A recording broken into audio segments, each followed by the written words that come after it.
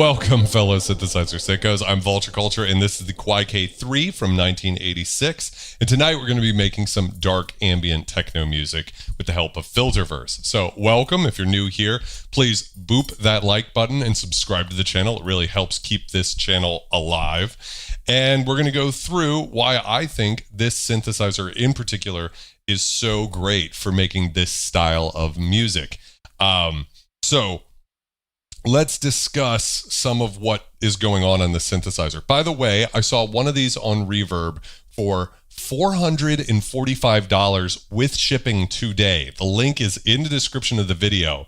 Last week, we did a live stream on the Ensoniq TS10, and Reverb sold out of TS10s after that live stream. So if this is the type of synth you'd be interested in getting, I would try to hit that link quicker than anybody else because, of course, once that synthesizer is sold, it's gone.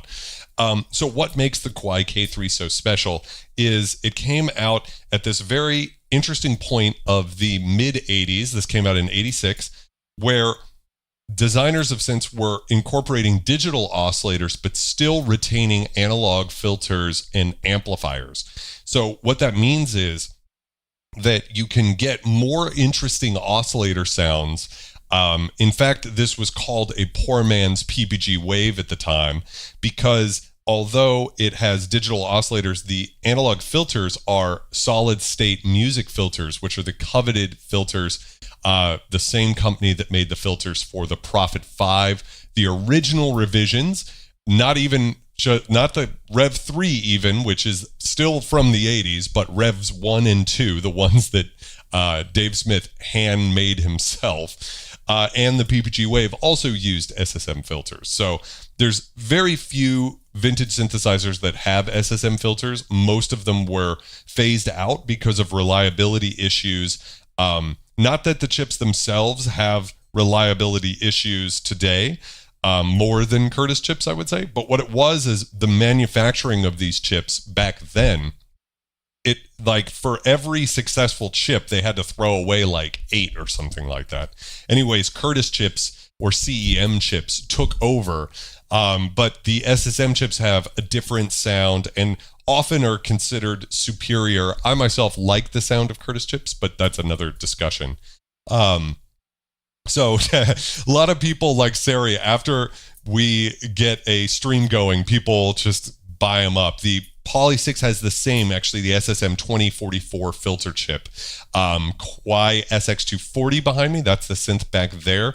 Very rare synthesizer. Also SSM 2044 chips. But for a synthesizer at this price point, right, $450, also known as 3/4 the price of a Behringer Wave, right? So you could buy a Behringer hybrid synth, which takes digital oscillators and puts them through analog filters for $600, or you could buy a real vintage synthesizer for $150 less. And you know what's crazy is, unlike a lot of other vintage synthesizers, this has a full complement of MIDI ports. It is velocity and aftertouch sensitive. You can morph between waves with aftertouch. It has an analog chorus built in, a very, very good analog chorus, I might add, in my opinion, superior to even Roland's choruses in terms of its flexibility. We'll get into all of that. Kang, welcome to the stream. How's it going?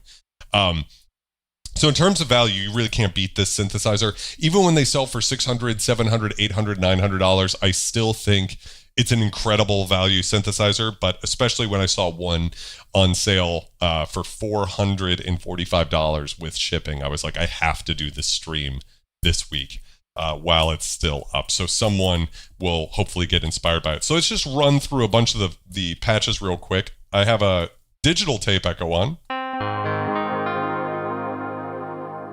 We can turn that down a bit. It's probably a little extreme for now. We'll crank it back up once we get into the ambientness. So patch 1 is a really great, just authentic sounding piano. For the 80s, this is very good.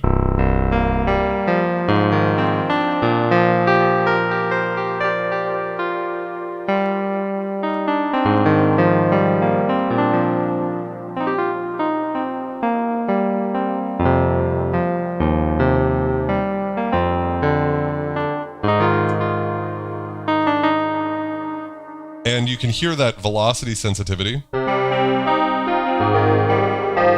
Immediately it opens up with that analog chorus.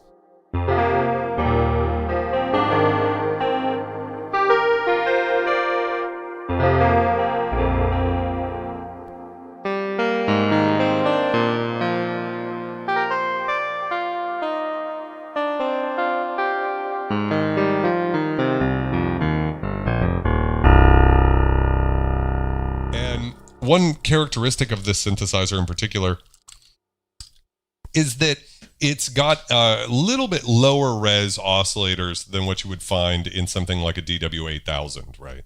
DW8000 came out the year before. Really phenomenal synthesizer. This has a full additive engine built in, so you can make your own waveforms, which is something you can't do with something like a DW8000. Ensoniq ESQ1 came out the same year, 86, and Sequential's Prophet VS came out the same year, 1986, I believe. SQ80 came out the following year in 87, or maybe even 88, something like that. So this was very the rage at the time, and just the most beautiful.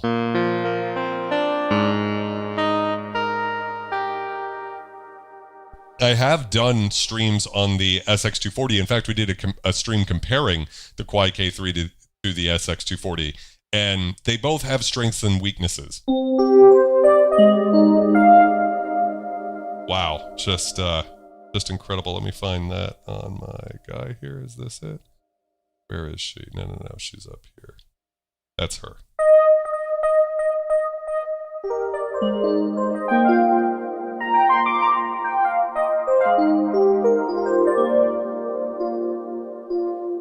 So with those analog filters, you're just getting a warmth to this DX7-esque sound.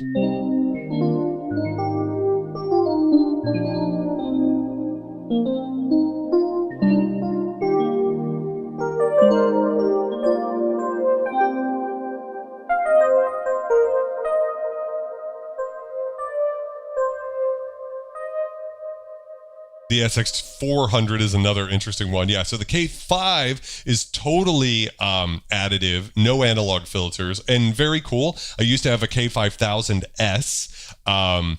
Matrix 12, welcome to the stream. I used to have a K5000S, and it's amazing, but it's so deep that I felt like I couldn't get there. Have I had any noise issues with this? No. The chorus is occasionally a little noisy. You'll hear that on certain patches.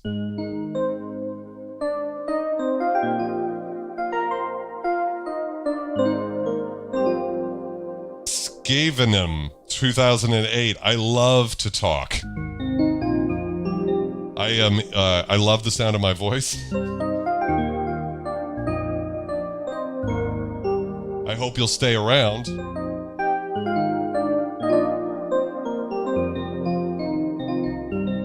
But I also love to talk the history of these synths, which I know some people just want to hear how the synth sounds. What a beautiful E-piano sound.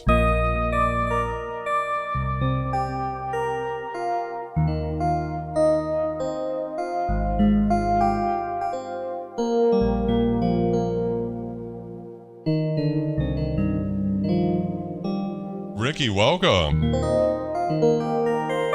Dub Station Zero, how's it going? Can I get a scum cheers in the chat for Dub Station Zero? I just want to say a shout out to my friend. I was just thinking about that I never even would have had an Ensoniq TS10 if it wasn't for you. And that was one of the biggest live streams I've done. So I just want to say a big thank you to you, man. You've been with me on this journey for so long. So thank you very much. And can we get some scum cheers in the chat for Dub Station Zero? There we go. Now we get into some fun stuff, right?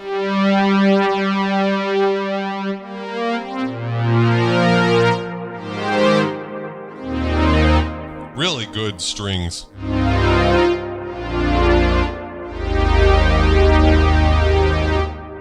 And let me just, so There are many synthesizers. There's the ones that have a bunch of knobs on them, and then there's some where you have to enter parameter numbers, and those are not my favorite. This is much more like, if you are familiar with the Nonlinear Labs, what is it, C15, where you've got this alpha dial, but you select under this Mylar pad here what you want to affect, and it's actually very fast. So I just want to show this real quick. If we adjust the cutoff here, or let me go back. There we are, that's the right patch. So parameter cutoff, bring that down. And then we could go to pressure VCF and increase that. Oh, that's cut off.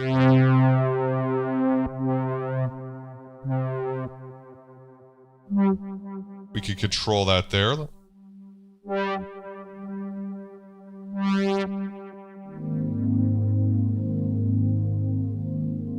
I can see if I can actually do it.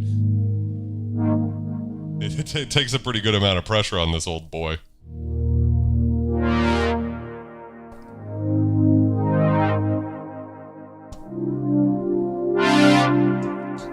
Yeah, so really actually not that difficult to program.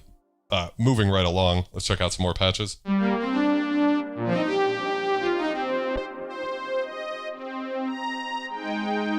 So I want you to remember for a second that this synthesizer is, you know, completely digital in the beginning. But it still sounds so analog because we have an analog filter, analog amplifier, and then analog chorus. So we're really getting some wonderful...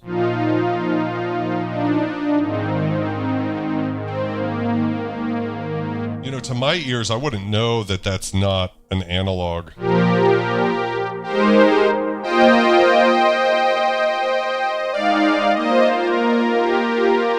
It sounds like a vintage Prophet, doesn't it?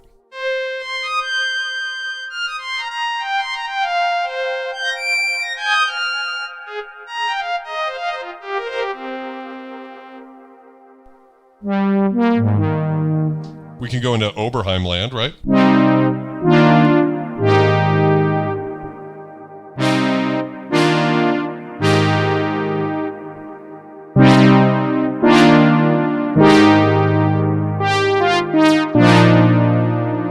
Really, really beautiful. And let's say,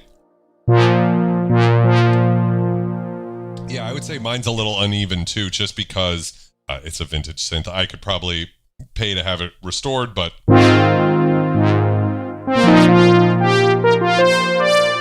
so we do have really interesting waveforms in here, but it does, analog sounds great.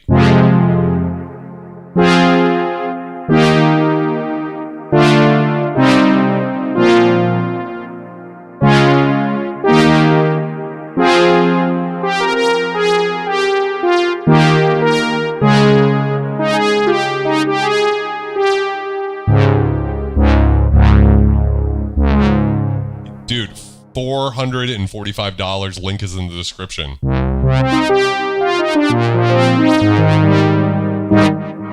Oscillate and aftertouch sensitive. One thing I noticed while playing this was, it's very easy for me to just sort of like gently put my fingers on the keys, but if I really slam it, this one's not the best example.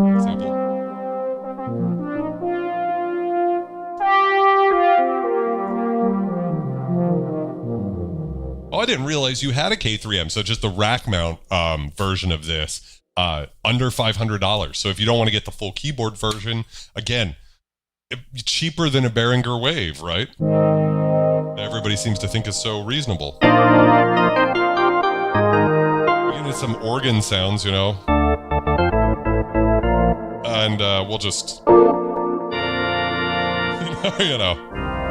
So additive synths, which is what this synthesizer is under the hood. So it's got waveform harmonics stored in PCM.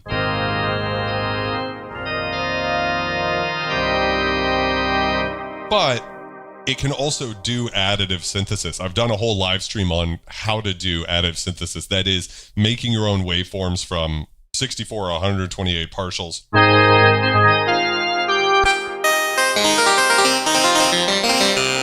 It has a low cut filter.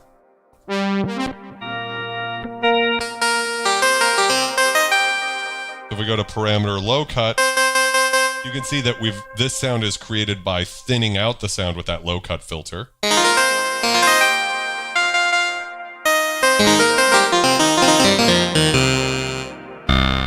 And this is really exemplifying the difference of, now we've sort of moved out of the analog area into more digital sounds because of how bright.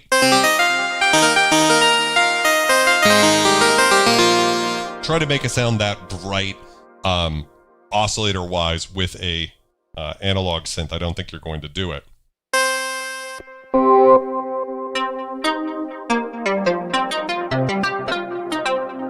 Here's another interesting one. So we have it in unison mode right now.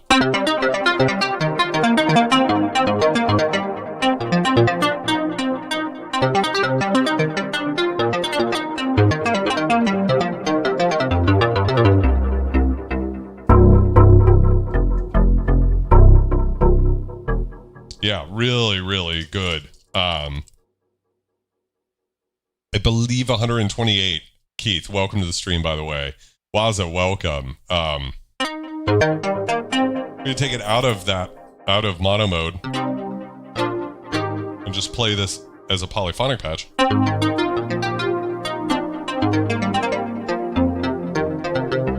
Which I think sounds great because it's a little bit more.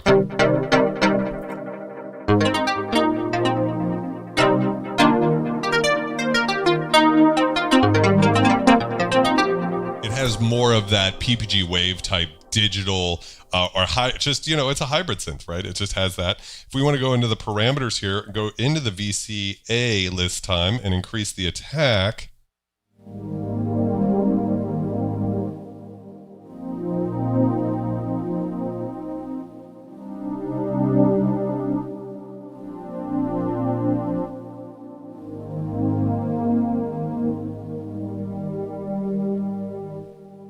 You could hear a little of the noise on that one to Karmic from the analog chorus. That has this beautiful PPG Wave pad type sound, right?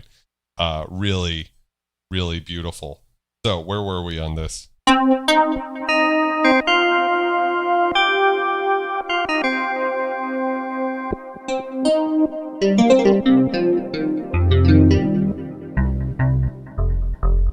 So to me, this sort of has almost like a electric guitar sort of, or electric bass sound.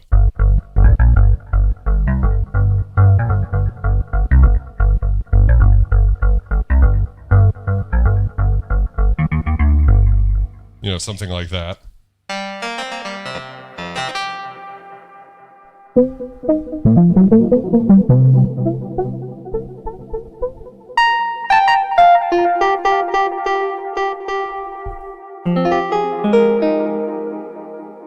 And with the tape echo. I just want to shout out, actually, I'm using a different plugin than I normally. Sage 55 by Audiority.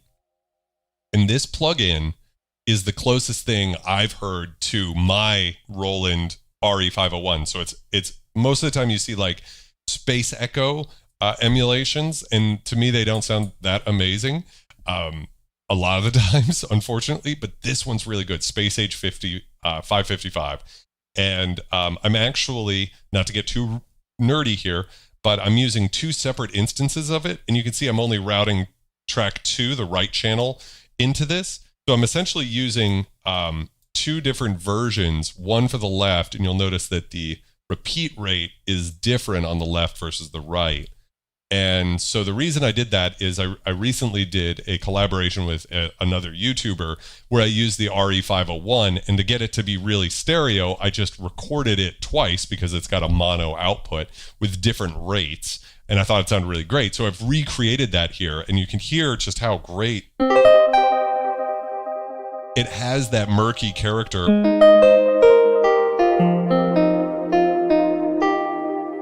That the hardware has. So if you're interested in a really good emulation of a tape echo, this is a great unison patch.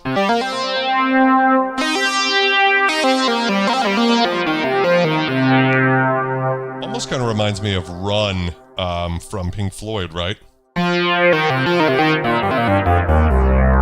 Of course, that was using hard sync.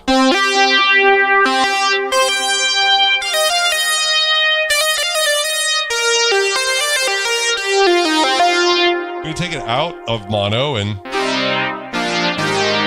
but I think it does sound really good.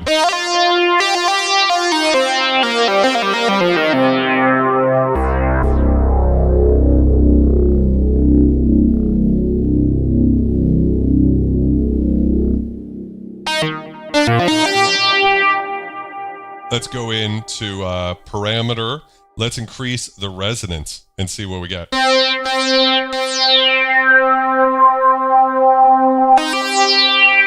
I'm not familiar with that one, Dekarvik.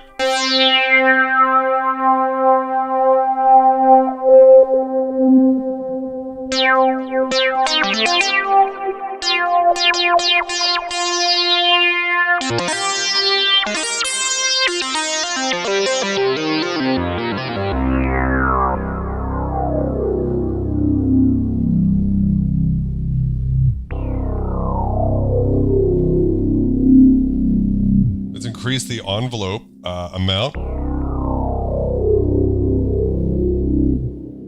Increase the release here.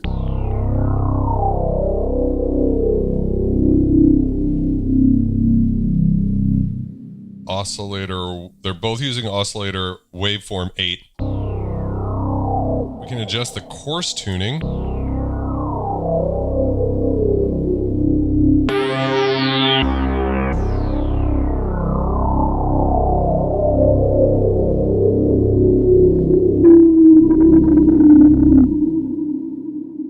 So that could get really growly. Let me see here.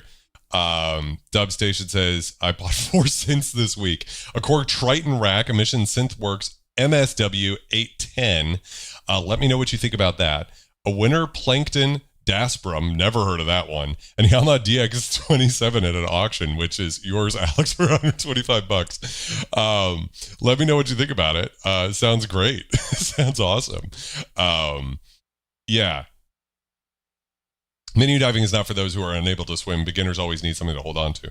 So that's the great thing about this synth is, in my opinion, depends on how you define it, but this is a menu diving free synthesizer. You just press what you want and adjust this. Alpha dial feels great. Unlike, honestly, the Alpha Juno is not my favorite. I think the Moog Source did it better. I think the JX10 does it better. And I think this synth does it better. But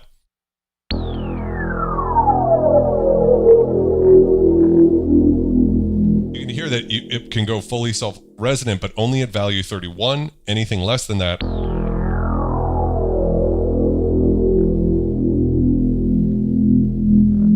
it doesn't quite do the rush thing, does it?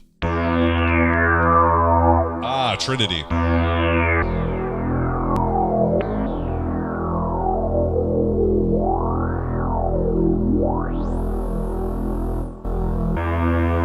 Let's adjust the waveform.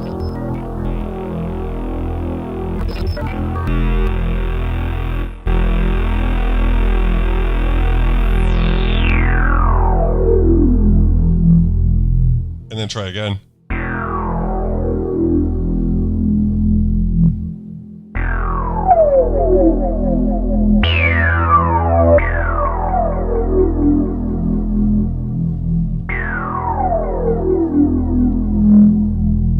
So a very different type of sound maybe than what we would have out of something like an Oberheim synth, right? It's got a very sort of growly, dark character.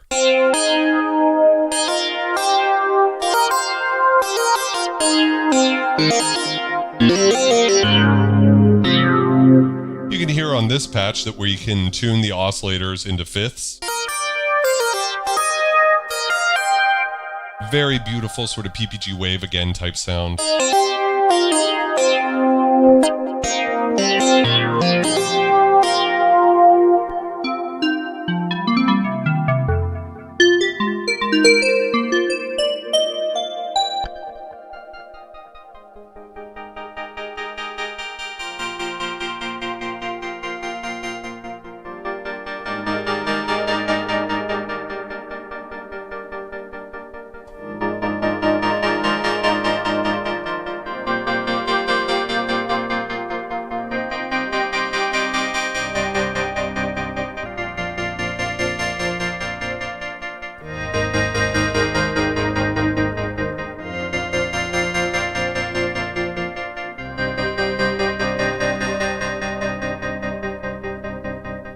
demonstrating that we have different wave shapes for the LFO. So that's one thing I'd like to impress upon you is a lot of synthesizers from the 70s and 80s will be missing at least one or two things. You'll be going into it, and for instance, like Roland JX3P, one of my favorite synths of all time, sounds incredible.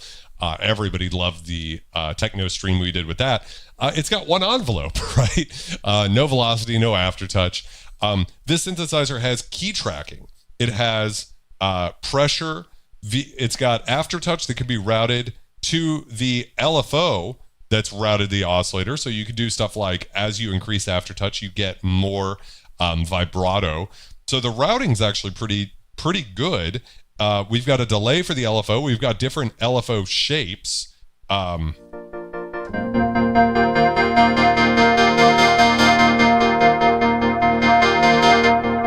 can hear the aftertouch there.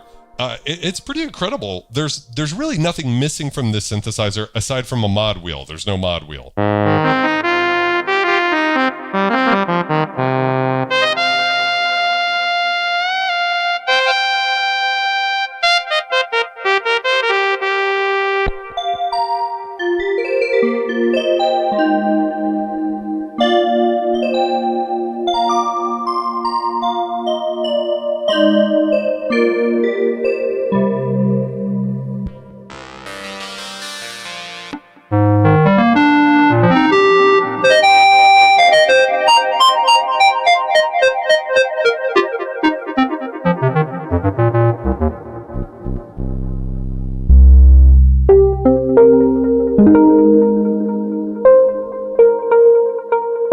Gorgeous sound.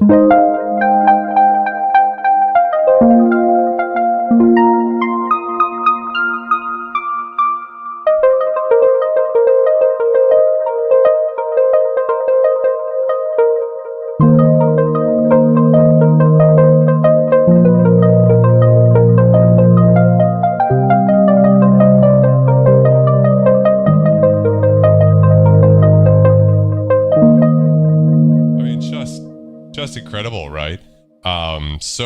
So good. Roy, yes, it did. The CS80 being one of the only synthesizers to have aftertouch back then, and certainly, I mean, if you can afford one,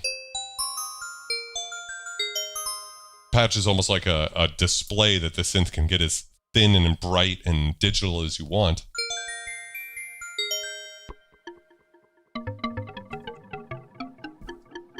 Good old marimba patch. It seems like people are really obsessed with that ever since the Bananarama song.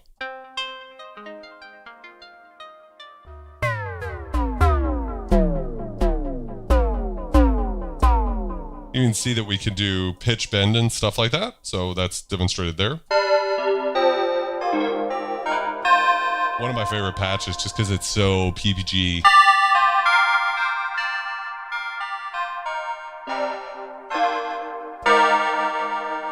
Velocity sensitive too.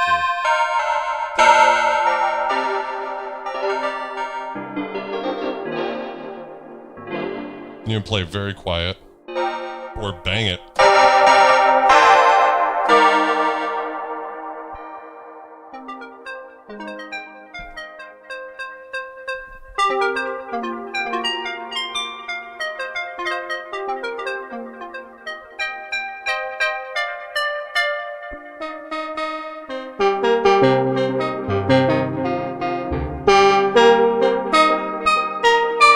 Very Irie man.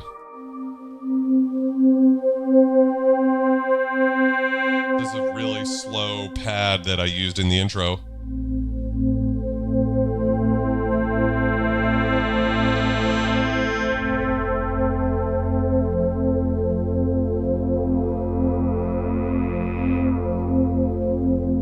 You can hear that beautiful throaty.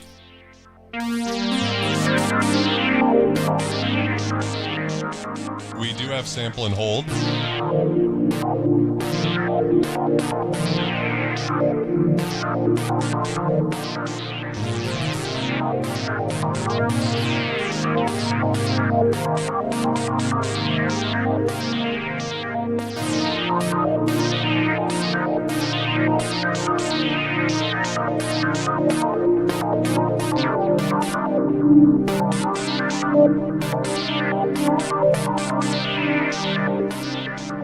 some of the patches on the K3. I think some of them are a little overly velocity sensitive, but there's some great ones.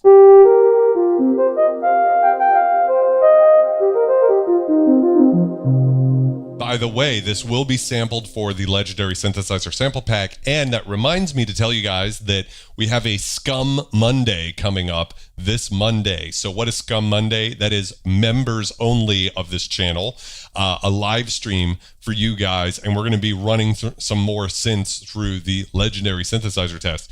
We're going to be changing some of the criteria just a little bit, and so the great thing about the legendary synthesizer test is it's co-created with you guys.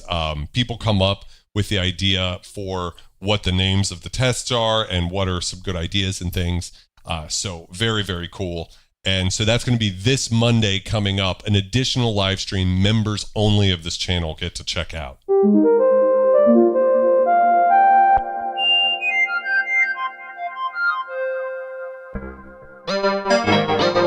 Here's another really awesome one.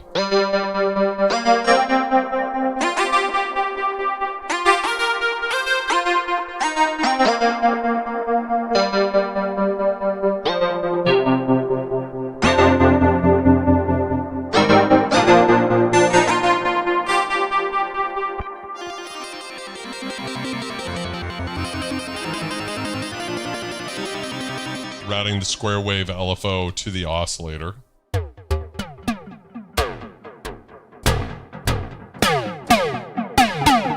Little disco toms. Helicopter.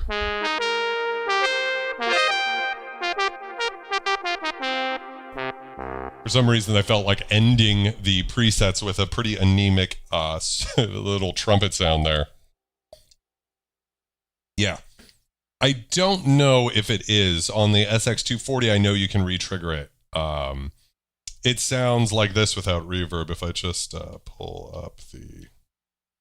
Where is she?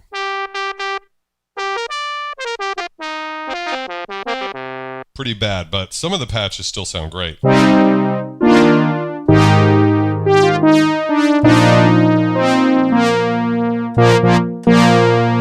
And that's, I think, with the chorus off, so that's as simple as, again, going to chorus and turning it on, you know. You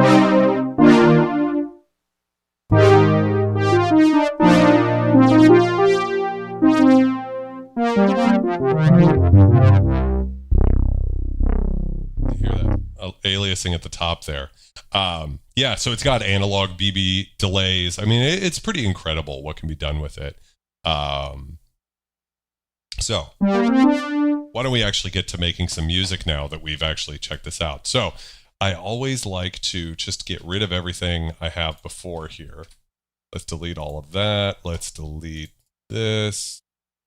So I think at this point, all we're going to have is just the sound of the drums and stuff that I programmed. I want to mention here that actually I made this build with the Kawai K3. So this is just the sound of the SSM filter doing a filter sweep over the noise in the K3, which, by the way, surprisingly is analog noise. It's not PCM noise like you would get from something like a memory Moog or something like that, where it's a short sample of noise. No, it's actual analog noise.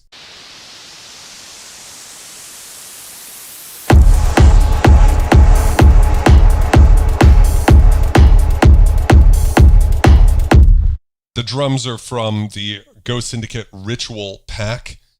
You can check that out. I'm a big fan of Ghost Syndicate, and Ritual is a really great dark techno-y type sound. We got a little loop that kicks in here.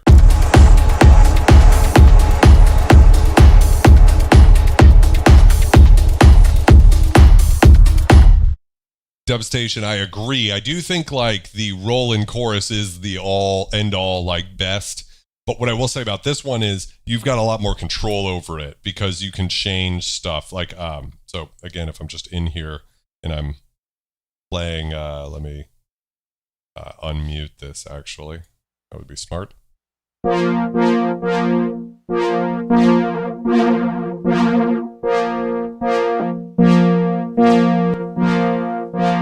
mean, that one's really wide. I think that's that short delay Sari was talking about, where it's actually even delayed the left and right. So if you want something really wide, right? So, you know, that's kind of the cool thing about the delay in the K3 as compared to more or less other synths of this era, is that you could do some stuff like that that you wouldn't be able to do. Yeah, vibrato, super cool. That's super cool too, Todd. I mean, I nothing wrong with that. So why don't we can start with this sound here. And what I want to do is make a really gnarly sort of Reese type sound. And so the first thing I want to do is go to the balance here, parameter 4, and I want to increase this to about 7 or 8. And then make sure both of our waves are on 30, which I believe is the sawtooth wave. But we could just go through the waves real quick if we wanted, so we could check out, you know, everything. Wait, I want to go all the way to... Oh, interesting. It's negative 15. That's super cool. I didn't realize that.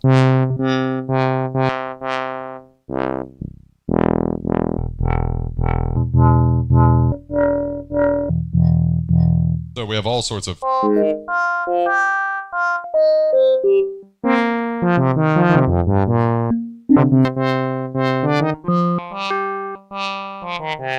So 15's really great vocally.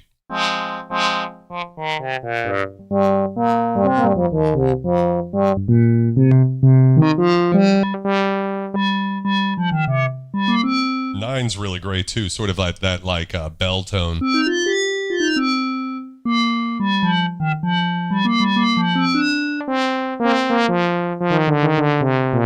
Yeah, CE 300 is pretty awesome.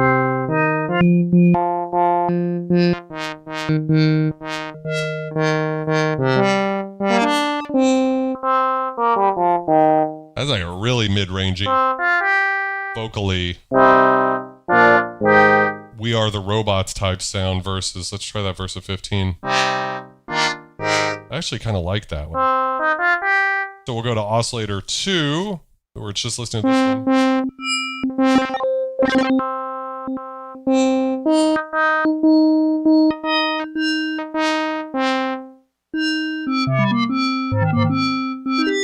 So I love that sort of bell tone type thing. So again, what I want to start with actually for this track, by the way, I should have said this, is let's start with like a big glassy pad, because I do think that's what this synth excels at as compared to other synthesizers. So going back to the balance and setting at 50-50, which is a value of 0, which is really nice. Now let's go to oscillator fine detune. Now we could take it pretty far out.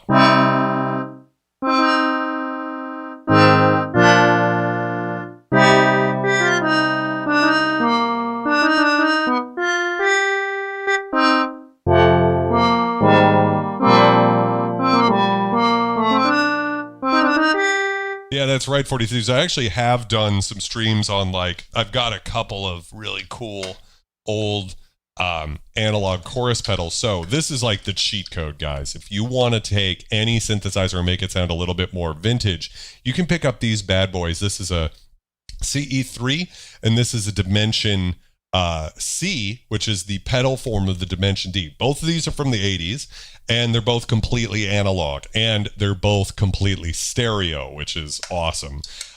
So that's like a really quick and easy way. You can get both of them for like $200 or less usually, and throw that on any synthesizer, and then bam, you've got some vintage magic. If you're having trouble with that, that is.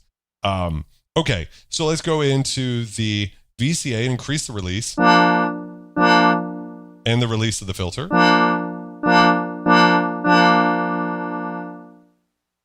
Let's just turn this up slightly. Increase the attack of the filter. Actually, fuck that. Let's just increase the decay and increase the attack of the VCA.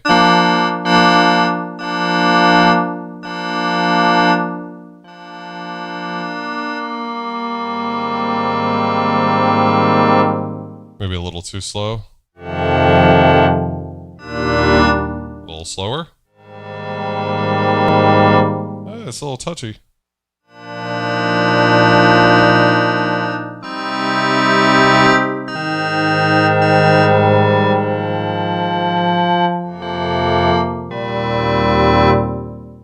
And make sure these are both, let's increase this a little more.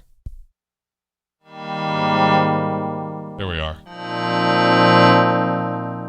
And when I'm having trouble with my vintage Magic, Team Blue Pill, we have a very brittle, classy sort of sound. So it's a decrease the cutoff.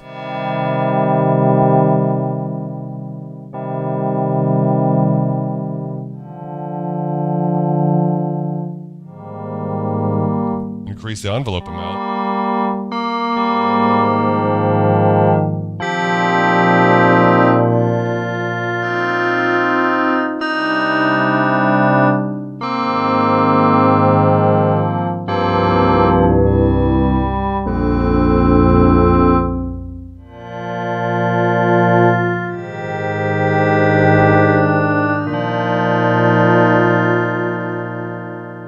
Very cool. We could bring the tuning a little further out. Check out the resonance.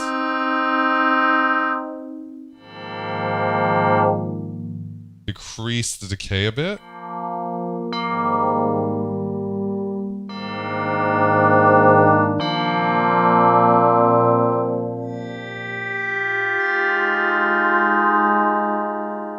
And let's just add some chorus. There it is.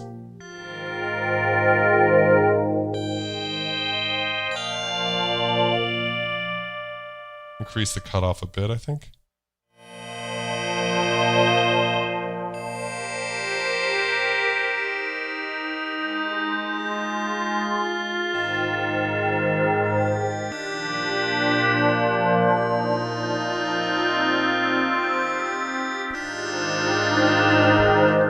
That's a really good glassy pad type sound. The resolution on the knob is good. It's not perfect. Like if I was to do a filter sweep with the resonance all the way up, demonstrate this real quick. 14 sounded great, but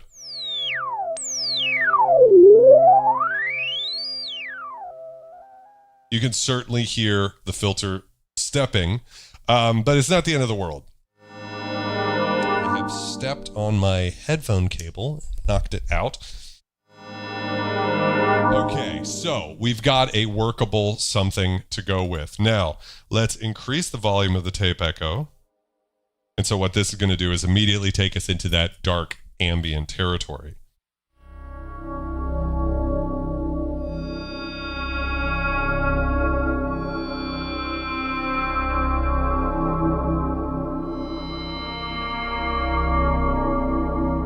Zen build, I don't really think so, but I'm not really a microtonal guy, so someone else might know better than I.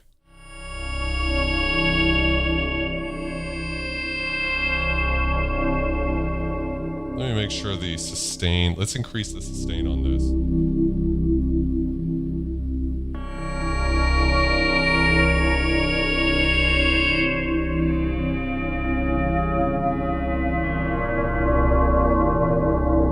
Let's take it up to E minor.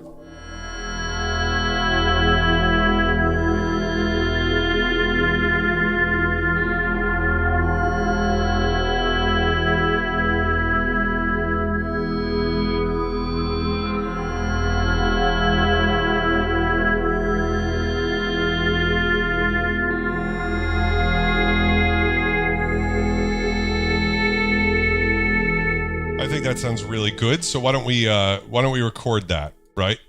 Let's get that recorded. Something like that.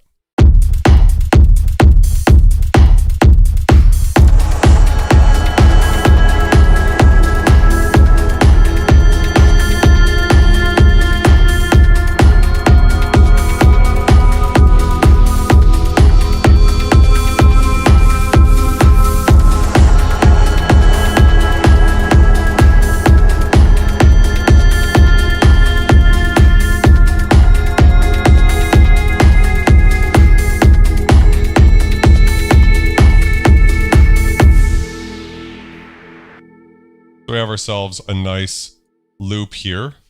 So we can use this.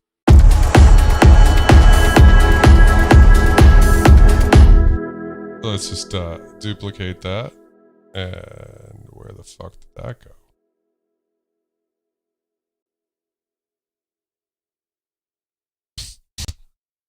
What did I just do? Huh. Let me just undo that, undo that. Where did my synth go? It was there a second ago. Whoa, never had that particular issue before. Huh, okay, well, whatever. Not the end of the world. Let's just insert a new track. Monitor, PDC, stereo, 9 and 10. Should be the K3. Let's call it K3. Let's route it to the tape echo. And what we're going to do also is just increase a gate on this. There we go. And just record that again for whatever reason. I don't know what I did that deleted that. Let me make sure. Yep, that was it.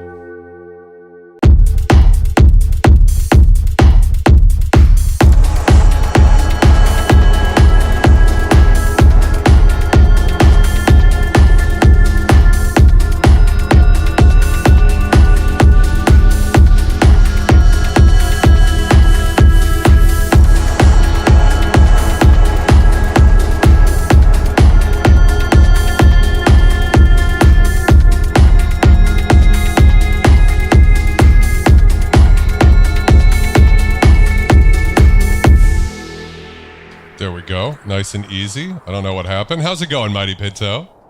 So let's save and then duplicate this track. There we go. I don't know what I did wrong. We're going to delete that and we're going to call this one, let's call it Glassy Pad. All right. And that's going to be the foundation of the track, right? That's got our main melodic content to it. Techno, you don't need too much melodic stuff, right? That could get a little weird.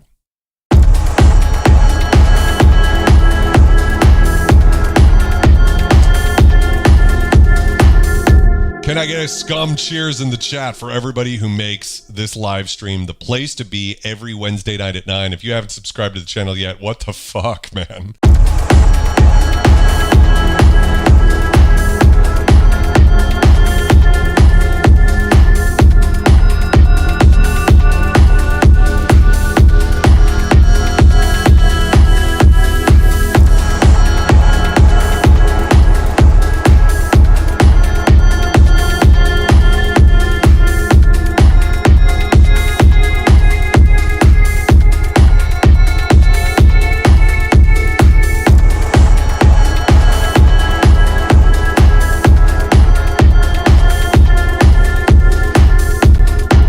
So I just low cut filtered out quite a bit, actually. It's pretty crazy. What is that low cut at? Let me see where can I see? 330, right? So if I just play back just the pad here, you can hear.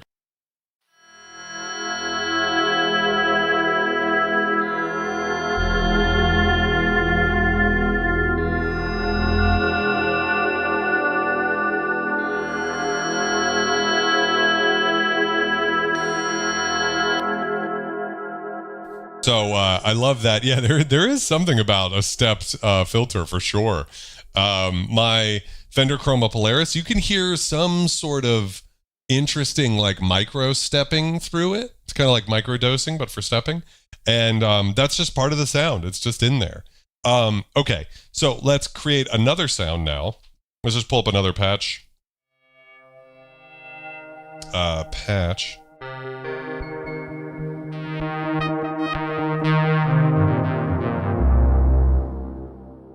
Okay, we're going to turn the volume of the tape echo down just a bit.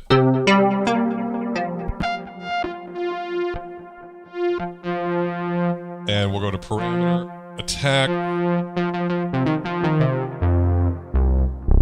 We're going to go to velocity sensitivity and turn it off because I want the sound to be very very present. Make sure we're using oscillators. We're using both oscillators 1 and 2 on Sawtooth.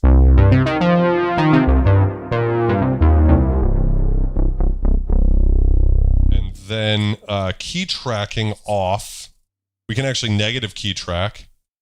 Key tracking to the, this is crazy, key tracking to the amplifier as well. So if you have a patch where the low end's a little heavy or the high end's a little shrill, you can actually control it there. We'll turn the chorus off for now.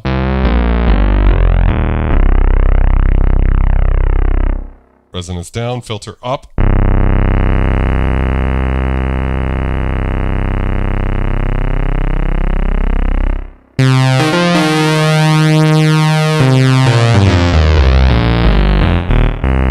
Really hear the aliasing on these chorus. I mean, at some point I've got to, right? Aquatic. It seems like MPE is just whatever. However, as long as I stay in vintage synth land, it is a bit like MPEs just wasn't even on the horizon back then.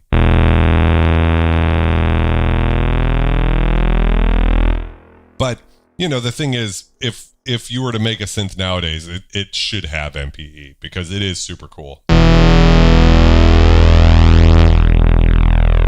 Let's detune that.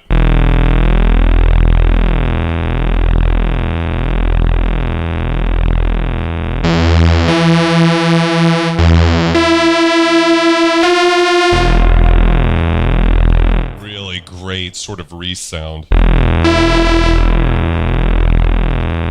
Now, we could introduce some resonance to it, but for what I have planned, I think we don't really need to.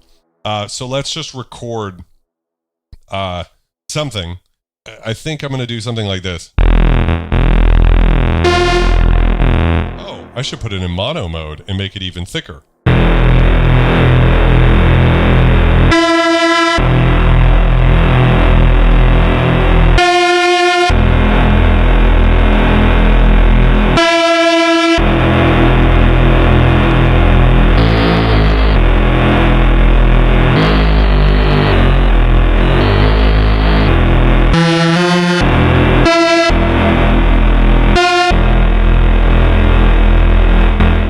Let's just record the Reese first, and we'll go back and re-record it a little bit later with some more melodic content.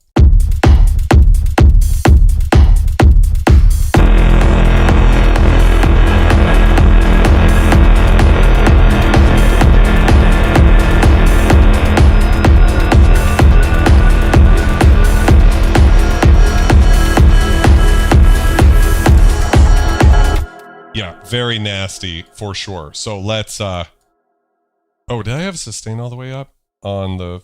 Oh, I didn't. So let's go ahead and just re-record that again with the sustain all the way up. Just want it to be big, fat, nasty.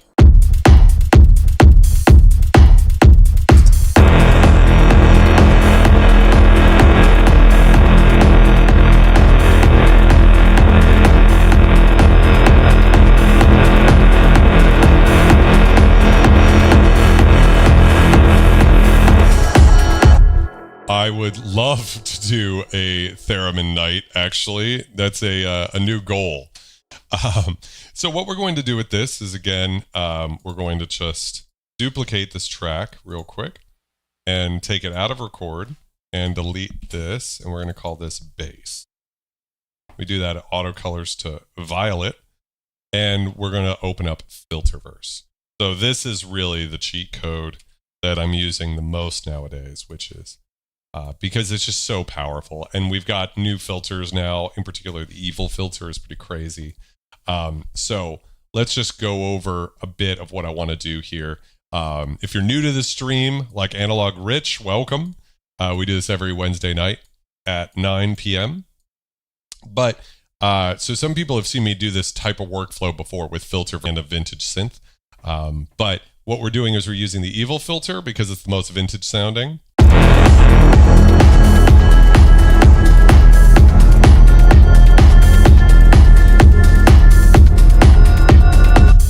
It is crazy how bassy this synth sounds.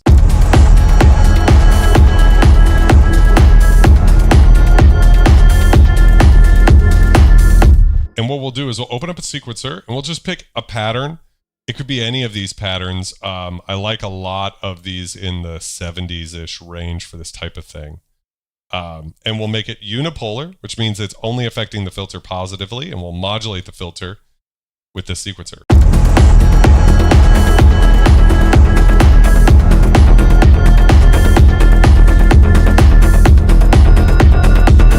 Immediately, we're in the neighborhood, right? How quick was that? Now, I want to use some drive and damage here to make this sound, if possible, crazier. So we're going to increase the resonance, increase the drive, and then check out the different models here. Each of these has a different type of distortion character.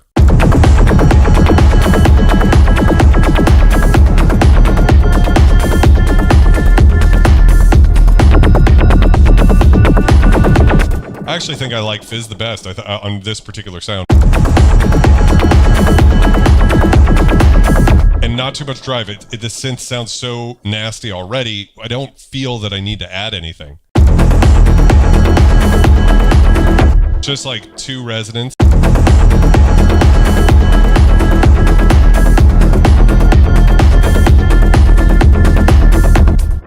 We can clean it up a bit, actually, by increasing the volume of the filter with a little bit of a little pump from the sequencer as well.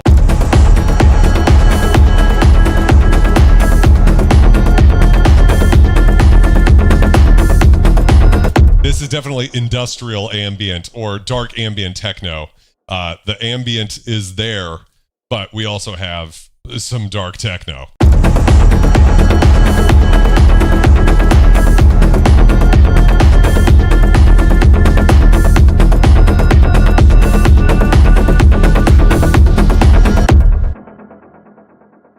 And let's increase the tape echo now, too, because that's a big part of the sound.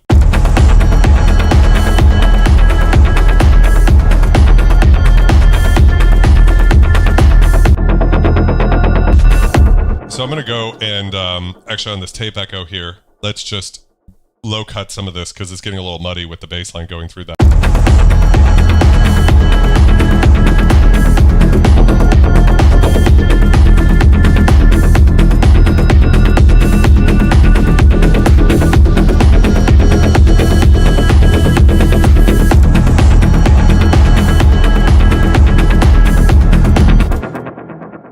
There we go. It just helps clean it up a little bit.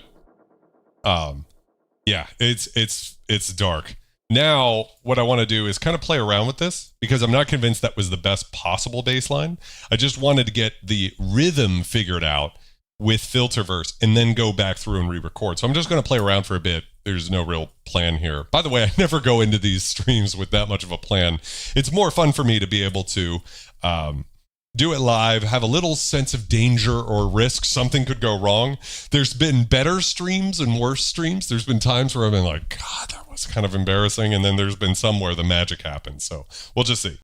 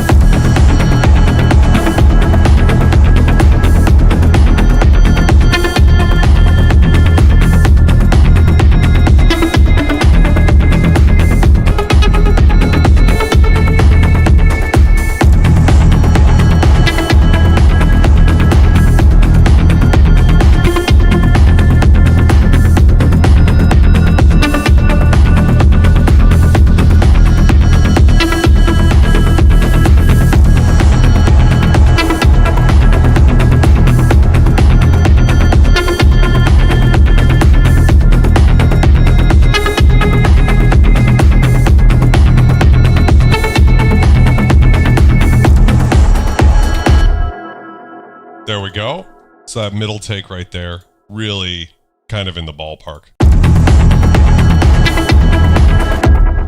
Let's take it to the next level. So right now it's pretty dark. What we're going to do is add another sequencer. Here's my new way of doing this. One step, pattern D, increase it here, right?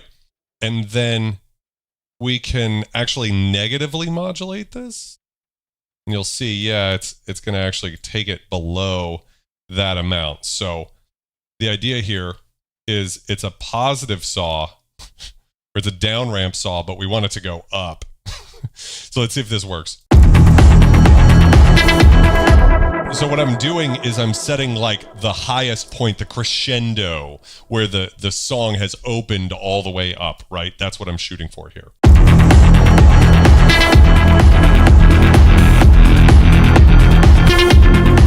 Something like that, and then we will modulate it.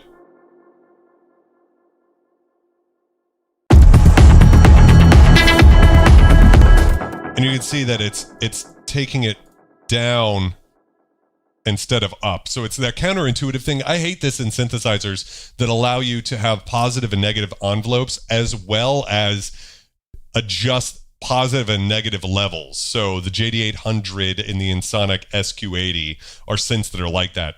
It's just it's like a double negative. It's a little difficult, but in this case, it's the quickest way to get this done most of the time. Slow the rate down.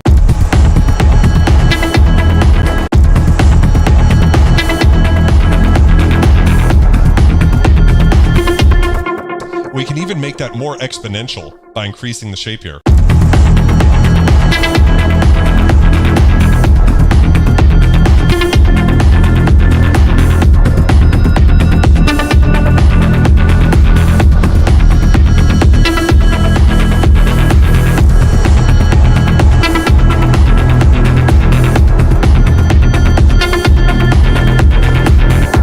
And now let's just slow that really low to like 16. So what that's going to do is, let me just make sure we're at the right spot here. What that's going to do, which is so much fun, let me just move all of this info over by a couple of bars here, is, and move this out of the way. That's my command to slow things down. So what that's going to do is when the loop begins, it's going to have the filter as far down, and it'll just slowly build over 16 bars. You see this little white dot here showing where we're at in the sequence.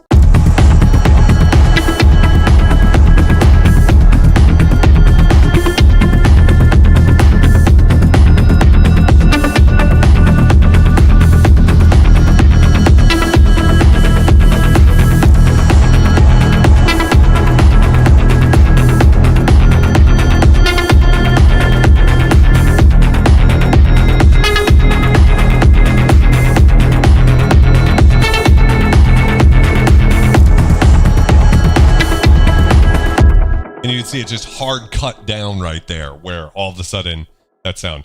That's super cool about the TS10. I promise I will get to all of the videos. The next one on the agenda is the comparison between all the JX synths, as well as like the PG8X, the free software version, the Roland software version, and the Roland Boutique version. I want it to be like the ultimate comparison. I will do the Matrix 6 tutorial. I will do an SQ80 tutorial. We're going to cover them all, and eventually I will get to the TS10 after I've done the SQ81.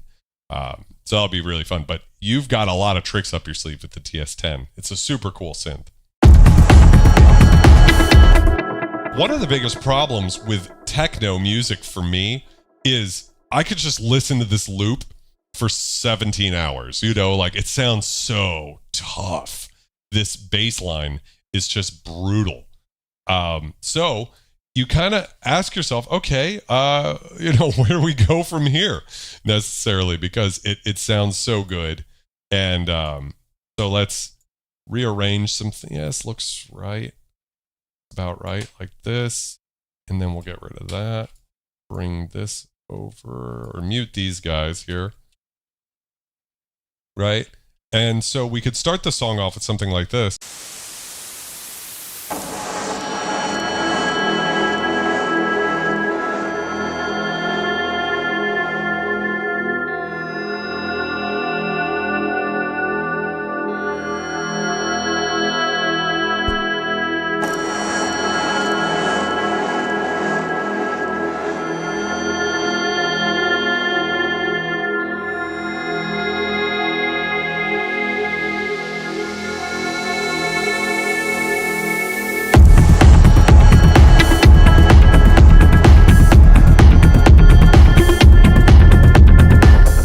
mean, yeah, it's pretty good. We could do a chord change. That's the biggest problem with doing this production this way is like, I don't like save my sounds as I'm going. And then you kind of get to this weird spot where it's like hard to go.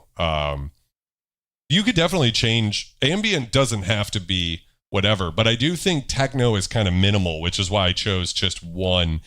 In the intro jam, I did change chords. Here, I wanted to keep it a little bit more stripped down. So let's go ahead and pull up the K3 and try to see if we can find something else that excites us in this more ambient part of the song.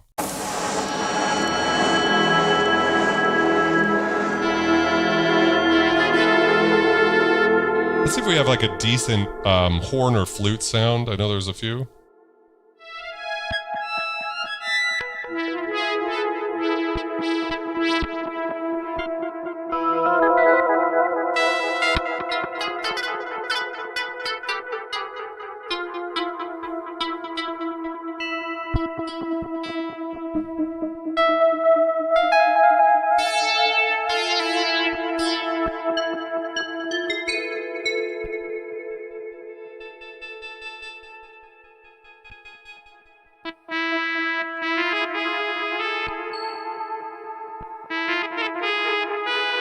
We'll get a nice drone in there too, for sure.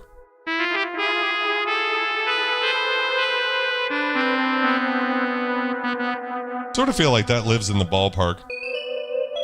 But I also like kind of that type of thing, like a...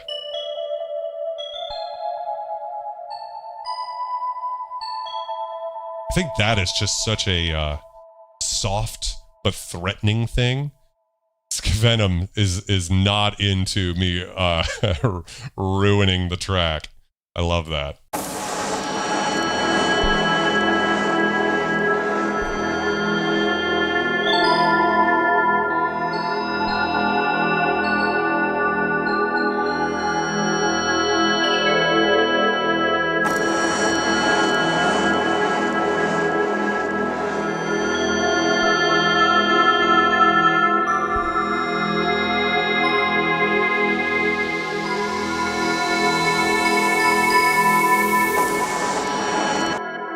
There we go. That's actually not a bad sort of, it's just like adding some textures in there, right? Not really doing anything too terrible to ruin the track. Let's go ahead and take this guy. I'll just call this chimes, right? And it's already got some really cool sound to it, but let's add some filter first and get more delays. So we'll just go to tempong. We'll pick like a tight delay.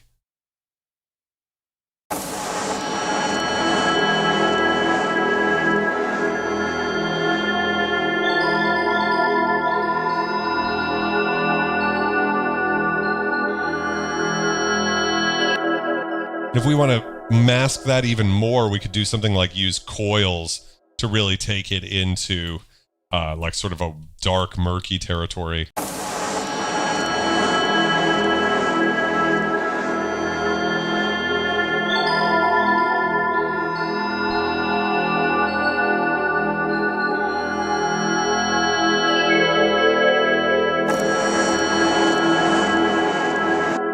A big thing I want to do here too is just add a sequencer, turn the sync off, bring it down below 0.5 hertz, and apply it to the pan here, which is very easy to do.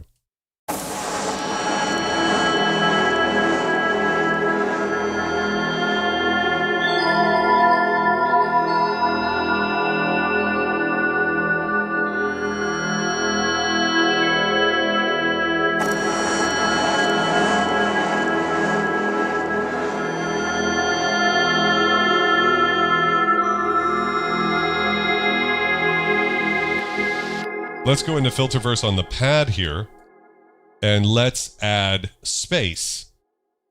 So what is space? Space is the reverb algorithm in this plugin. And if we turn the filter down, that's a bigger size. We can increase the diffusion all the way, dampening like 50, detune about 50, maybe a little less dampening.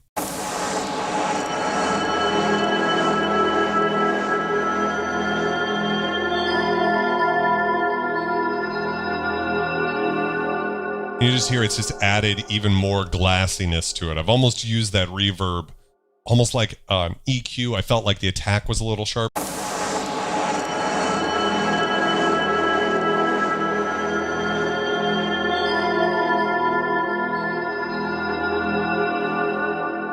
So the people want a dark drone. One thing we could do, actually, that I'm a fan of, is doing a chord as a drone. So why don't we try something like that? So balance, let's go to, wait, let's change back to one of these guys. Parameter, balance.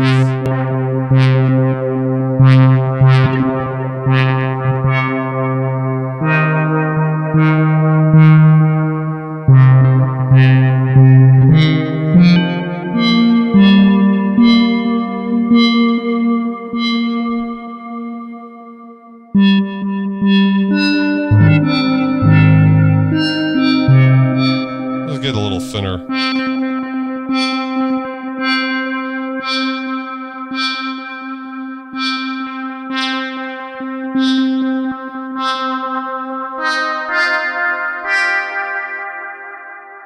So,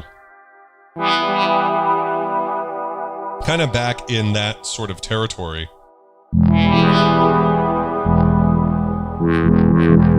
Ooh, like Tuvan throat singing down here.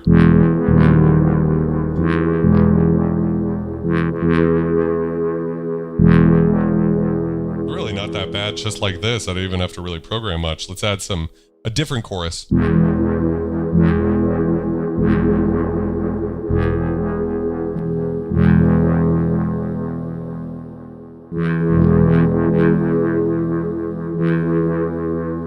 We'll add some resonance to get some more throatiness. Don't need quite as much envelope. Increase the decay. Increase the resonance. Bring the cutoff down even further.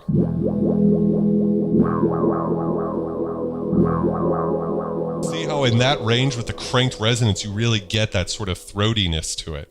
Let's go into the VCA and increase the level. And the release quite a bit. Not all the way, but like pretty long.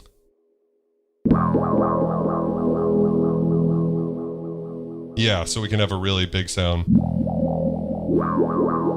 Let's see how it sounds in mono. I think it sounds better without that, so.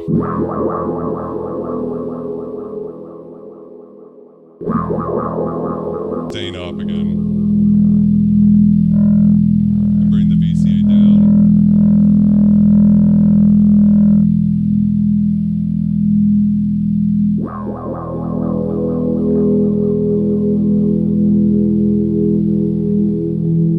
Beautiful, right? It's very beautiful to me anyways. I don't know. So why don't I'm going to just turn on a metronome here and maybe just bring it down a bit. I probably don't need that much just to make sure I'm in time here so it doesn't blow your brains out. When I'm recording on my own, I crank the fuck out of the metronomes. That way I know that it's in time, you know.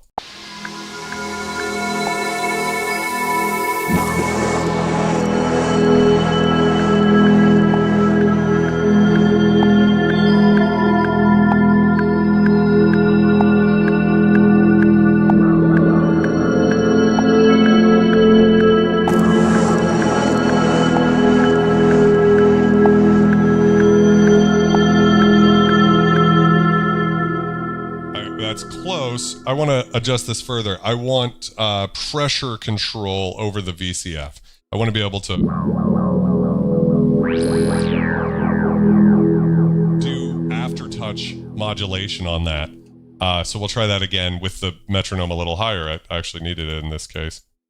A pretty good amount of it. So I apologize if that annoys anybody, but, you know, timing.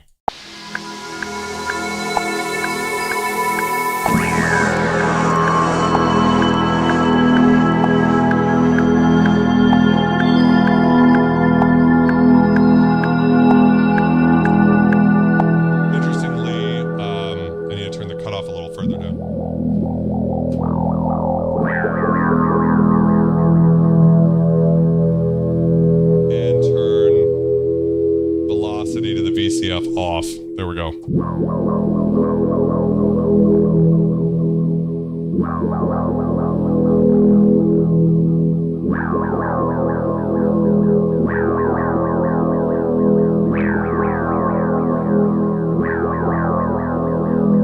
Right in there sounds really good to my ears.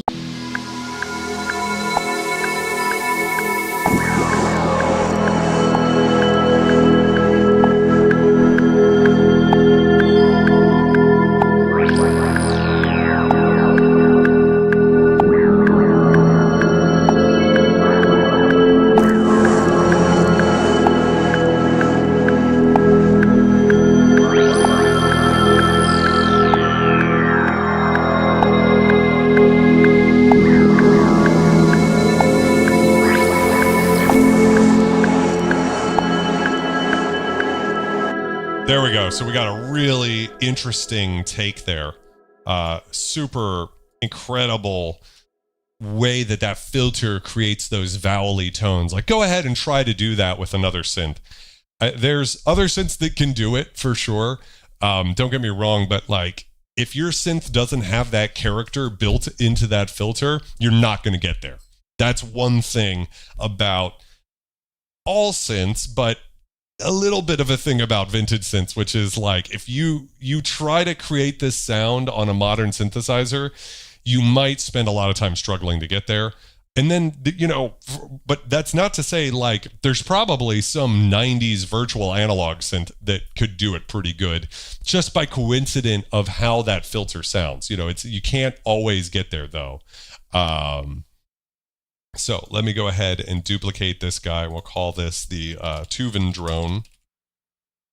And we'll take it out of record. There we go.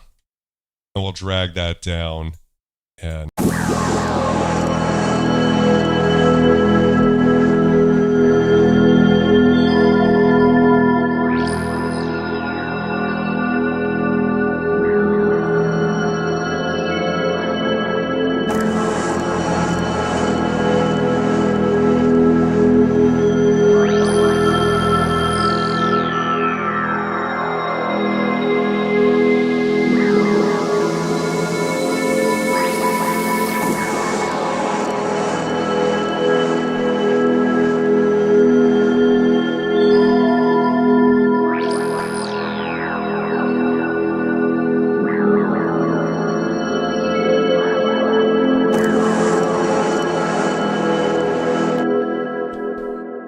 yeah, and on that, if you have to play Fuck, Marry, Kill with the ESQ1, DW8000, and K3, for me, DW8000 that's the one I would marry. But this is on my list of synths I'm never selling. It's just so unique. And again, we're not even touching what you can do with this synth additively, which takes it in a completely different direction. Only real issue with that is programming it from the front panel, not a lot of fun. And then, you know, there's a great free controller panel for it, which allows you to program it. But then you're looking at a computer screen, which I don't mind doing. I'm used to looking at computer screens, but for some people that's a turn off. So I at least wanted to mention that, you know, for what it's worth. But what a cool, I wouldn't have thought we would end up in this territory with this particular song, but that's kind of the fun part. So I do think we need another bass part, because right now this part of the song's feeling a little, it needs something in there. So let's go ahead and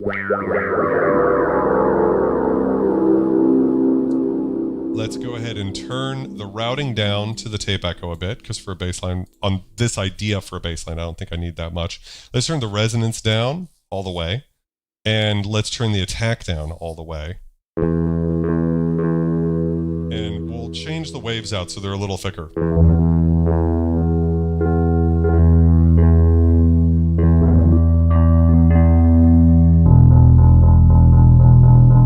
I like how that's got that sort of dark, but there's a little metallic knock in there.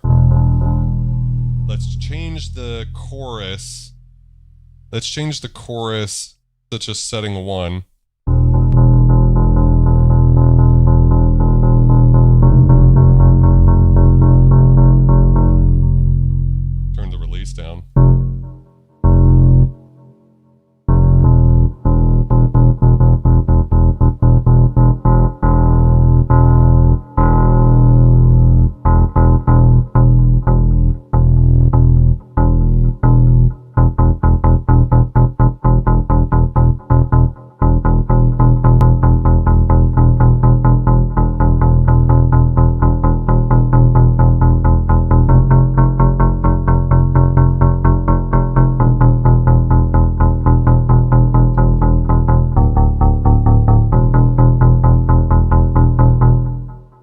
right, so let's go ahead and record that.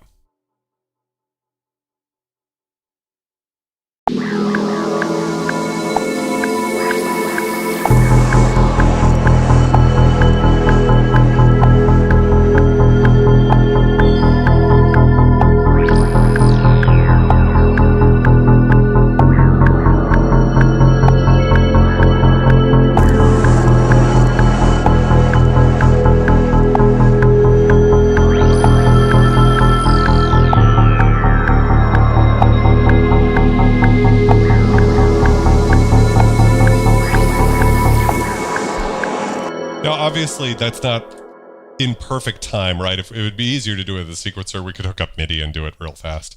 But this is a good example of how we can use Filterverse once again to kind of help with that and make it no longer really an issue. So going to the Swiss Army knife, or let's go to bread and butter. I prefer the sound of the bread and butter filter. So let's just go in here. We can turn the metronome off there.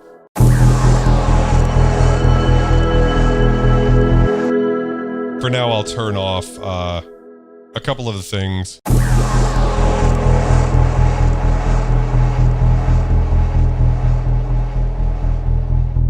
And we will just put a sequencer on. And in this case, we can just pick one of these guys, like this one, and make it unipolar and set every step to 100%, right? Because we don't need any variation for what we're doing here. And then the rate, we can slow that down to 2 because we want eighth notes, and then modulate here. And we can modulate the sequencer, the volume as well.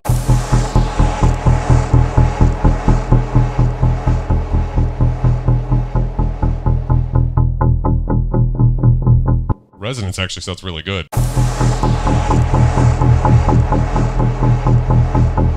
Add a little drive.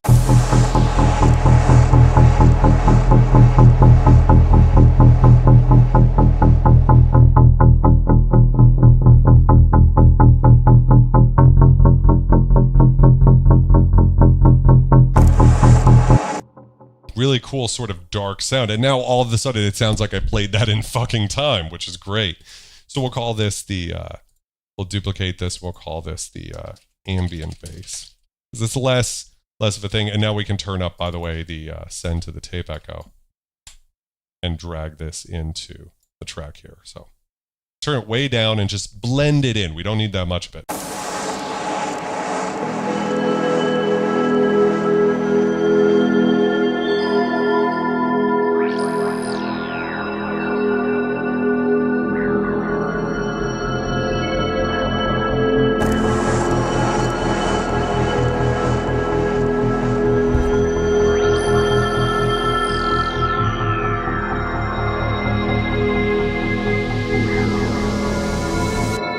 I didn't love what I did there, so I'm just copy and paste here and then have it drop in.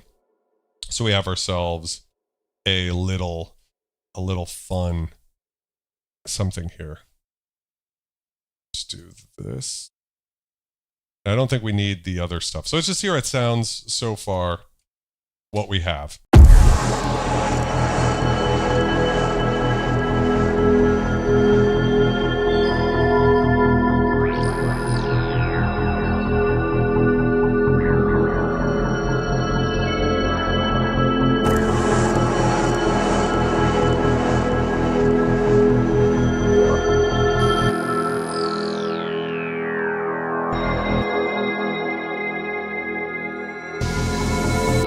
We have like a ringing frequency on the Tuvan drone. So let's just find that real quick using the mixing suite in Softtude Console 1.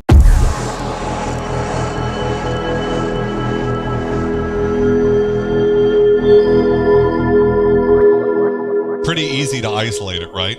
So I have my Console 1 set up in an interesting way. I have it so that my boosts are on the first EQ and the cuts are on the second one.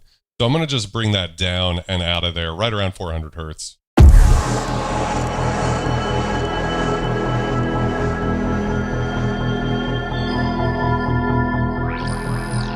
So with that on and off, the difference of that ringing frequency. And now we just cut that out. We don't need it.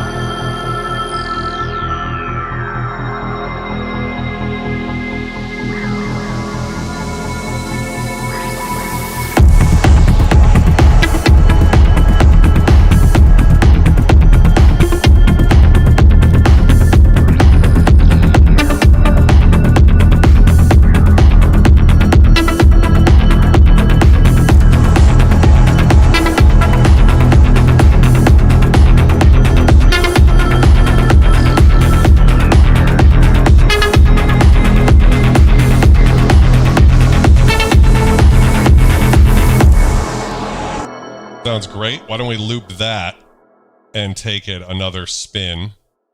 Take it further, right? Let's bring that out and then... Oh, where are you going? Walk over there. And then bring this, copy and paste it over. And then we will unmute this extra loop here. So...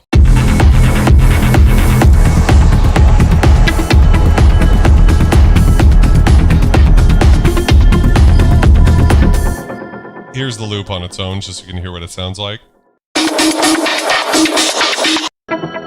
Way too loud.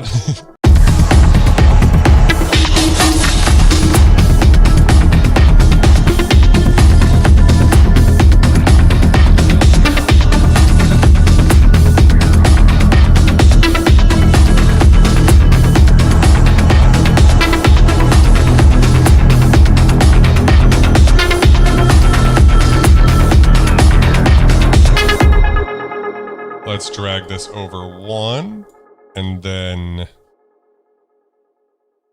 we will drag this over one too, so we have a little bit more room in here.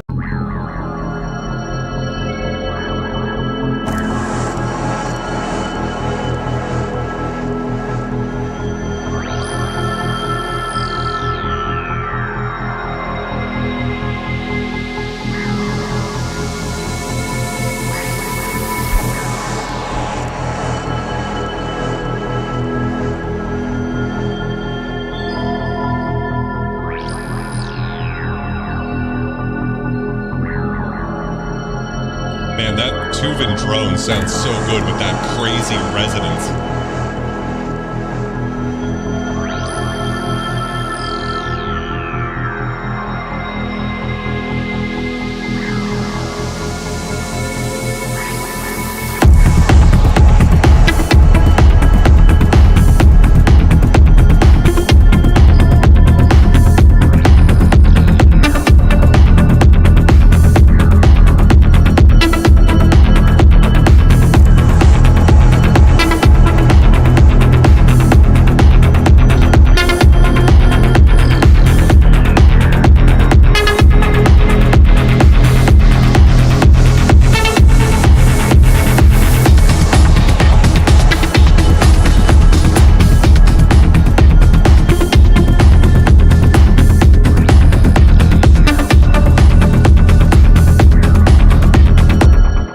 It sounds fucking good, right? I'd be pretty happy releasing this as a track. So let's just add one more layer. We're coming in towards the end of the stream. So let's pull up one of those lead patches. Do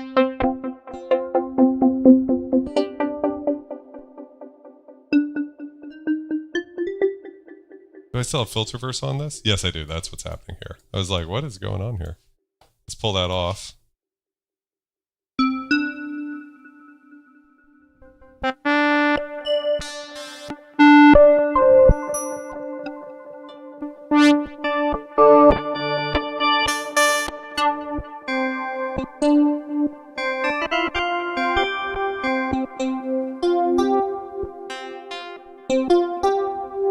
Such a good,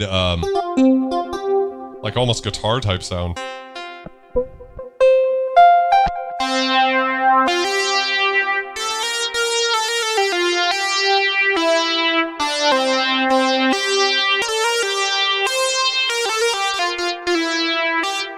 Yeah, really. Okay, so this lead's awesome. Kind of like a mini Mogi type lead.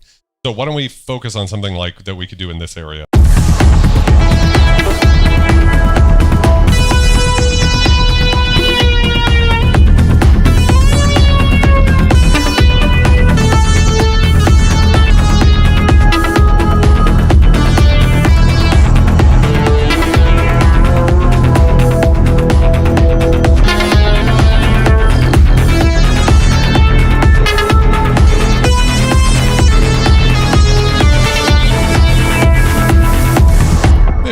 Okay, so program 26, remember that one?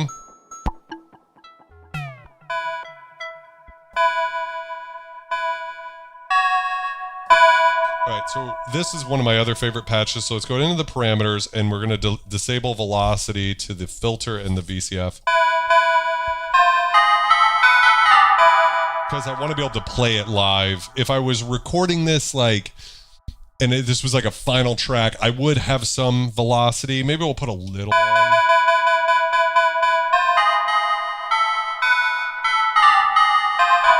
But you don't need much because I guess maybe just the way this thing scales velocity, it adds a lot of dynamics, which is great. But when you're here's the thing about velocity and synthesizers. When you think about from an audio engineering perspective, what do you do as an audio engineer a lot? You compress things. And the reason you compress them is because a full dynamic signal actually generally just is perceived as quiet because the peaks are really loud. And so you have to turn the peaks down, meaning you turn the whole track down. And so a track can sound kind of wimpy, right? So you compress the peaks into the signal. And what that does is it allows you to turn the whole signal up. And that gives you a stronger, beefier, more powerful sound. Well, when you apply velocity to the amplifier, the volume, what you're doing is the opposite of what a compressor does, right? So instead of having a really consistent, powerful level the whole way through, you're introducing more dynamics. Now, some of that is good to make a more expressive performance, but I would recommend to a lot of people out there, less is more when it comes to velocity. Aftertouch, kind of different, depends on what you like, because you can do a lot of, for me, Aftertouch is like my mod wheel. I don't really go to the mod wheel that much, which is great on a synth that doesn't have one. So anyways, that's my little rant about that. That's a really cool, different type of sound.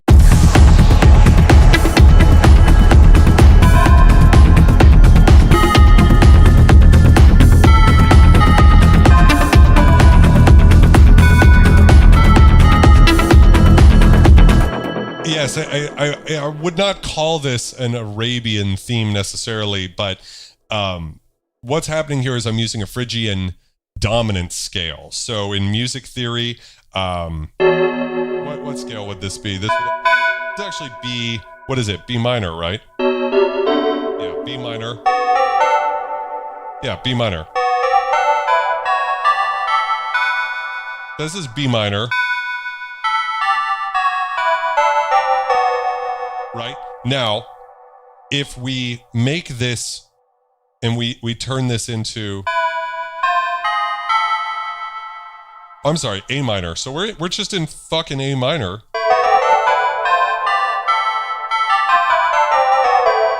The white keys, right? Which, but then let's make that a harmonic minor scale. So what that means is the seventh is sharp. So instead of going from 1, 2, 3, 4, 5, 6, 7, 8, the octave. The seventh is sharp, so 1, 2, 3, 4, 5, 6, 7. That sharp seventh has that characteristic sort of gothic sound to it. And then all we're doing is focusing instead of on the A minor sort of chord, we're dropping down to E. And what's interesting is because that same note that we sharped earlier takes E minor, which would be all the white keys, right? And it makes it E major. But it sounds really dark.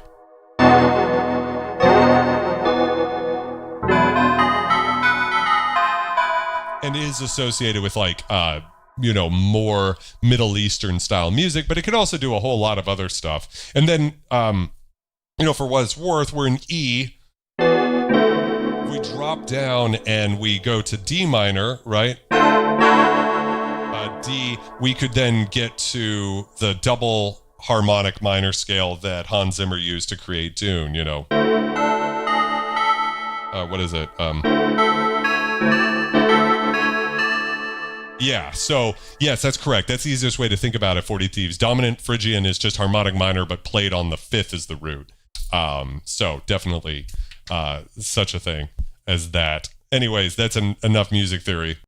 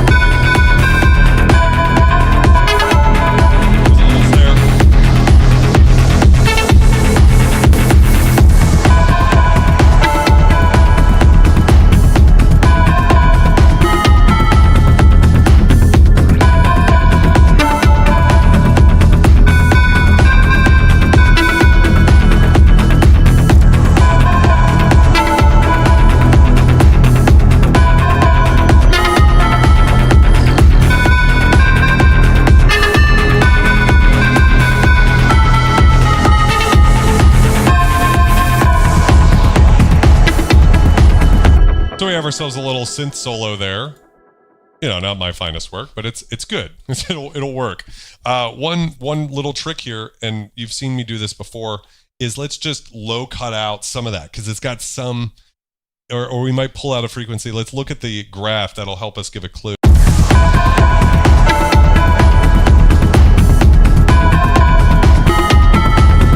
So you can see that right there at 1K, the second note is actually higher than the frequency. So for sure. Yeah. Have a good night, okay, Jason? Take care, man.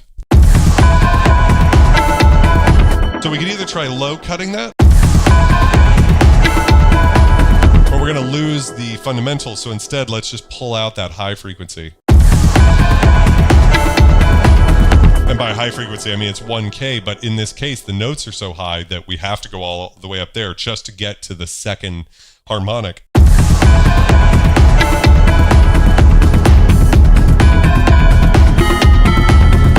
And now we can turn the volume up without it having that harsh frequency attacking our ear. So with it off, wow, you can really hear it. With it on,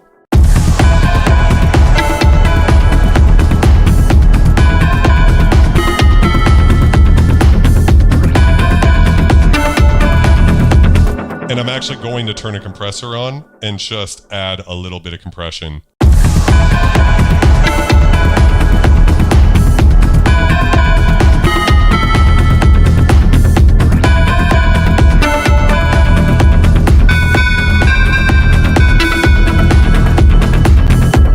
Changed my mind, didn't even need it. So let's just go ahead and I'm going to drag this out, drag this to the beginning here. And we should have ourselves a nice little loop here. And oh yeah, we should duplicate this, take it out of record, delete this, and we'll call this synth lead. And we could add some distortion maybe.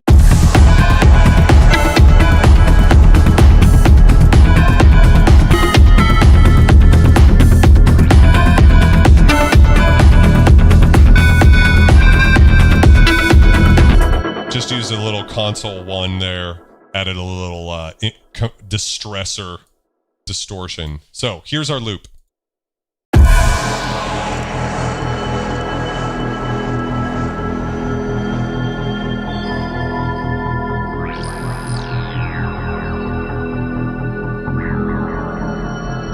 with this drone, I actually want to add some frequencies in here. Maybe some 2K, 3K, little 6 decibels at 3K. And this would benefit maybe from some compression, so let's add some.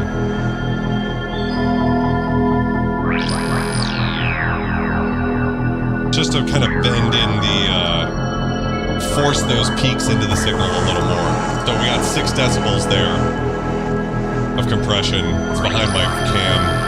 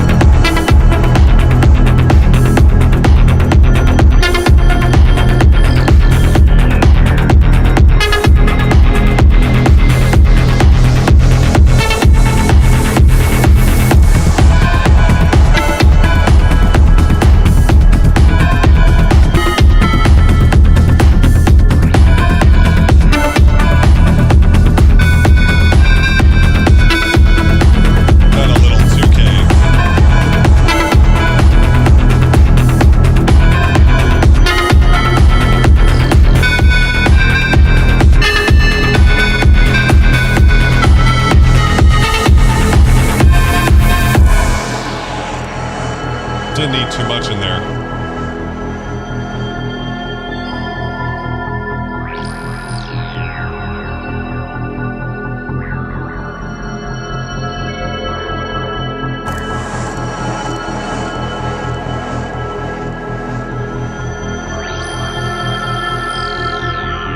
I'm gonna bring in some low mids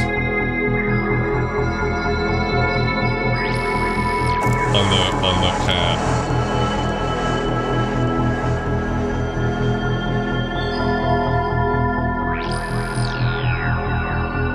Yeah, a little 1K. I would love to do a engineering stream. I feel like it would be boring. That's the only problem with it. Like, it's not as much fun as talking about synths, but if there's anything, it'd be pretty good.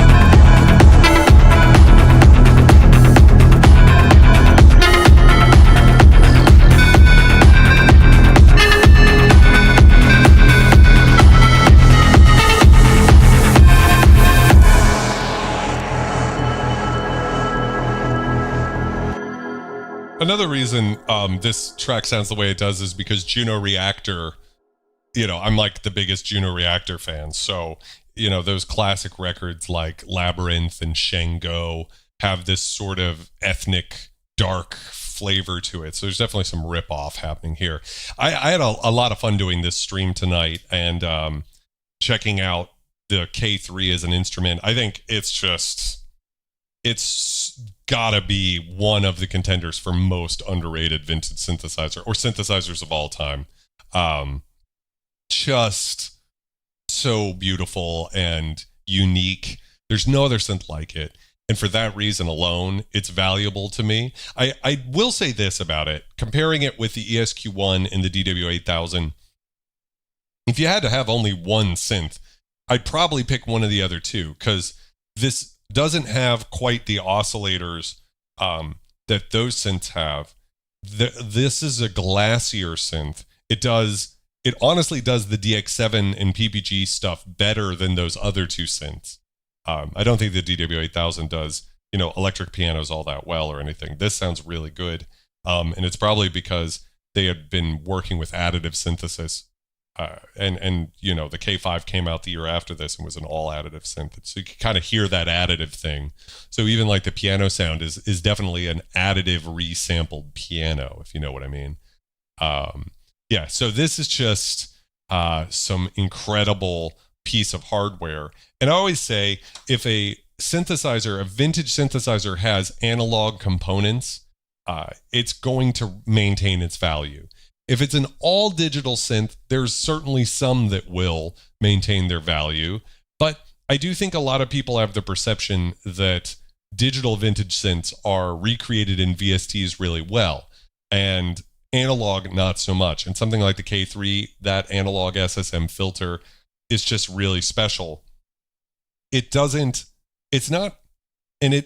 sound like every other SSM filter. So I love the Poly 6 behind me. Same filter, very different sound. Kawai SX240 behind me. Same filter, same manufacturer.